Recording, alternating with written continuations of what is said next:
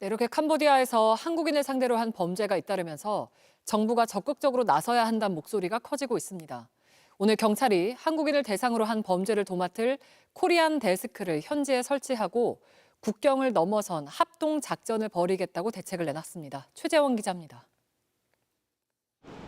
경찰청은 오는 23일 서울에서 캄보디아 경찰과 양자회담을 진행한다고 밝혔습니다. 우선 현지 경찰청에서 한국인 대상 범죄를 전담할 코리안 데스크 설치를 추진한다는 방침입니다. 필리핀, 태국에 이어서 세 번째로 외국 경찰기관에 우리 경찰을 파견하겠다는 겁니다. 현재 주 캄보디아 한국 대사관에는 경찰관 3명이 근무 중이지만 역부족이란 평가입니다. 경찰은 또 국경을 넘어선 범죄 합동 작전을 벌이겠다고도 했습니다. 인터폴 등 국제 경찰기구, 주요국 경찰 등과 함께 국제 공조를 강화하고 관련 수사 인력도 30명 보강하겠다는 겁니다. 캄보디아 현지 경찰은 한국인 대상 범죄에 소극적으로 대응한다는 지적을 받아왔습니다. 피해자 본인이 직접 납치 신고를 하고 납치된 걸 증명할 영상이나 사진을 보내면 그제서야 출동하는 걸로 전해집니다. 또 최근 현지에서 강력 범죄가 잇따르는데도 우리 외교 당국의 대응이나 영사 조력이 소극적이고 부실했다는 논란이 불거진 만큼 관련 대책도 강화해야 한다는 지적입니다. 앞서 이재명 대통령은 관련 보고를 받고 우리 국민 보호를 위해 총력 대응에 나서라고 주문했습니다. JTBC 최재원입니다. 윤석열 정부 당시 미국 원정기업인 웨스팅하우스와 맺은 불공정 계약 논란이 이어지고 있습니다. JTBC 취재 결과 체코 원전뿐 아니라 국내 원전의 핵연료 부품까지 웨스팅하우스가 독점 공급하는 방안을 협의한 걸로 확인됐습니다. 류정화 기자의 단독 보도입니다. 지난 1월 한전과 한수원은 미국 웨스팅하우스와 지식재산권 분쟁을 끝내고 4월 말 체코 신규 원전 계약을 체결했습니다. 이 과정에서 로열티를 포함해 원전 1기당 1조 원이 넘는 비용을 지불하는 불공정 거래 계약이 논란이 됐습니다.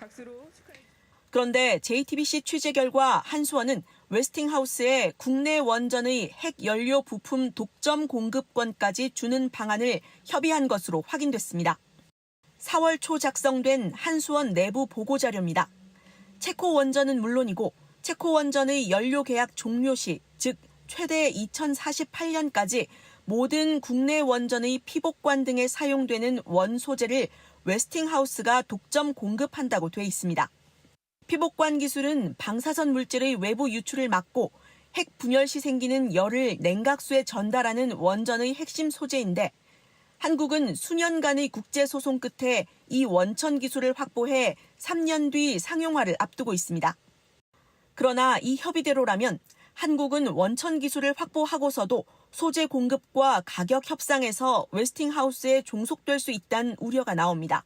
그 수십 년 걸려서 우리가 어렵게 개발한 기술이 국내고 국외고 제대로 사용하지 못하면 우리 기술은 잘못하면 사장이 되고 애국 기술에 의해서 계속 끌려다니는 상황이 올 수 있다고 저는 생각합니다. 한수원은 지난 1월 협정엔 국내 원전 관련 내용이 포함되지 않았다고 해명했는데 불공정 논란이 큰 만큼 협의 전반에 대한 공개 필요성이 제기됩니다. 윤석열 전 대통령의 치적 쌓기를 위해서 오랜 기간 우리가 연구 개발에 만든 기술까지 웨스팅하우스가 좌지우지하게 만든 것은 또 하나의 매국 행위입니다. 철저한 감사와 수사가 필요합니다. JTBC 유정화입니다. 이번 주 법정엔 12.3 비상계엄 책임자들이 줄줄이 섭니다. 특히 법원이 대통령실 CCTV를 공개할지 여부도 결정할 걸로 보이는데요. 전 대통령부터 전 총리, 전 장관, 김건희 씨 재판까지 예정돼 있습니다. 여도현 기자입니다. 윤석열 전 대통령의 내란 우두머리 혐의 재판이 내일도 중계됩니다. 내란 방조 등 혐의를 받는 한덕수 전 총리의 재판 장면도 마찬가지로 내일 공개됩니다. 12.3 비상계엄 책임을 묻는 재판이 동시에 중계되는 겁니다. 다만 윤 전 대통령은 이번에도 불출석할 걸로 보입니다. 17일 경호처 체포방해 등 혐의 재판도 출석이 불투명합니다. 한 전 총리 재판에선 대통령실 CCTV 증거 조사가 이뤄지는데 해당 영상이 공개될지 주목됩니다. 원래 3급 군사기밀이었지만 특검이 해제 절차를 밟았고 재판부가 공개 여부를 언급할 걸로 보입니다. 해당 CCTV엔 한 전 총리가 계엄 관련 문건을 챙겨 나오고 돌려보는 등 모습이 찍혀 있는 거로 알려졌습니다. 앞서 한 전 총리는 한참 지나 계엄 관련 문건을 발견했다고 진술했습니다. 비상계엄 선포문입니다. 보신 적은 있으십니까? 해제 국무회의를 마치고 네. 그리고 사무실로 출근을 해서 예. 제 양복 뒷주머니에 있는 것을 알았습니다. 다음 날엔 박성재 전 법무부 장관의 구속영장 실질 심사도 있습니다. 특검은 계엄 합수부 검사 파견, 출국 금지, 구치소 수용시설 점검 등 불법 계엄을 인지하고도 가담한 정황이 드러났다며 박 전 장관에게 내란 중요 임무 종사자 혐의를 적용했습니다. 이런 가운데 김건희 씨의 2차 공판도 15일 예정대로 열립니다. 도이치모터스 주가 조작, 명태균 씨 공천 개입 의혹, 건진법사 알선 수재 혐의 관련 재판입니다.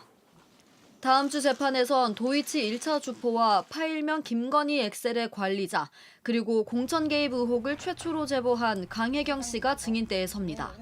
JTBC 여도현입니다. 국회에선 내일부터 올해 국정감사가 시작됩니다. 민주당은 전 정부 내란 종식을, 국민의힘은 현 정부 심판을 내세우고 있습니다. 첫날부터 대법원 국감 일정이 잡혀 있어서 정면 충돌이 예상됩니다. 구민주 기자입니다. 내일부터 다음 달 6일까지 약 4주간 진행되는 국회 국정감사. 이재명 정부 출범 뒤 넉 달 만에 열리는 국감인 만큼 여야는 각각 전 정권과 현 정권을 겨냥한 치열한 공방을 예고했습니다. 우리가 야당이라는 자세로 윤석열 정부의 망가진 1060일을 철저히 파헤칠 것입니다. 출범 130일 만에 대한민국을 풍비박산낸 이재명 정부의 무능과 독선을 낱낱이 파헤치고 첫날부터 법사위와 정무위, 기재위 등 상임위원회 8곳이 동시에 가동되는데 관심이 쏠리는 곳은 단연 대법원 국감이 예정된 법사위입니다. 민주당은 국감 첫 주를 사법부의 신뢰를 판가름할 한 주로 규정하고 조희대 대법원장을 증인으로 불러 대선 개입 의혹을 집중 질의하겠다고 밝혔습니다. 불출석할 경우 동행명령장을 발부해 오는 15일 대법원 현장 국감을 진행하는 방안도 검토하고 있습니다. 정청래 대표는 소셜미디어에 조희대 재판부가 헌법과 양심에 따른 판결을 하지 않아왔고 국민들도 그렇게 인식하고 있다며 공개 비판했습니다. 반면 국민의힘은 김현지 대통령실 제1부속실장의 출석을 거듭 촉구하고 나섰습니다. 수업을 듣기가 힘들다고 아예 학교에 안 나가겠다고 어거지를 부리는 것과 다름이 없습니다. 도대체 김현지가 뭐길래 이렇게 꽁꽁 철벽방으로 숨기는지 알 수가 없습니다. 김 실장 증인 채택을 위한 운영위 전체 회의는 오는 15일 열립니다. JTBC 구민주입니다.